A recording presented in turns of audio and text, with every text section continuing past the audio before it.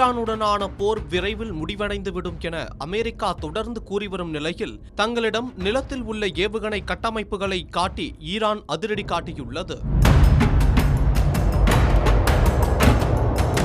Iran America இடையே 10 நாட்களுக்கும் மேலாக போர் தொடர்ந்து வரும் நிலையில் ஈரானின் விமானப்படையும் கடற்படையும் 90% அழிக்கப்பட்டுள்ளதாக அமெரிக்க அதிபர் ட்ரம்ப் கருத்து தெரிவித்தார். ஆனால் இதற்கு ஈரான் மறுப்பு தெரிவித்து தாங்கள் இன்னும் வலிமையோடு இருப்பதாக கூறியிருந்தது.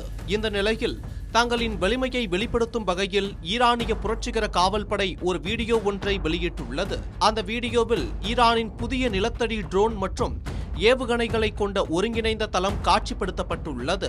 மேலும் 1450 கிலோமீட்டர் தூரம் சென்று தாக்கும் வல்லமை கொண்ட ஈரானின் அதிநவீன கைபர் ஷெகன் ரக ஏவுகணைகள் வரிசையாக அடுக்கி வைக்கப்பட்டிருப்பது வீடியோவில் காட்டப்பட்டுள்ளது.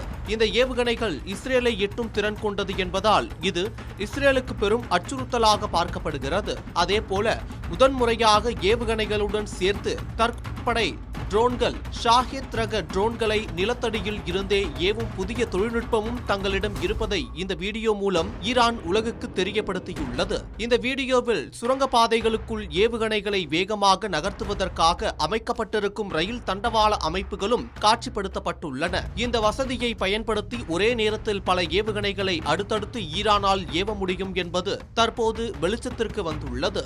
இந்த போர் விரைவில் முடிவடையும் என அமெரிக்கா தொடர்ந்து கூறி வரும் நிலையில் ஈரான் நிலத்துக்கடியில் அமைந்துள்ள ஆயுத தளங்களை வெளிக்காட்டி தங்களால் பல மாதங்களுக்கு போரிட முடியும் என்பதை வெளிக்காட்டியுள்ளது.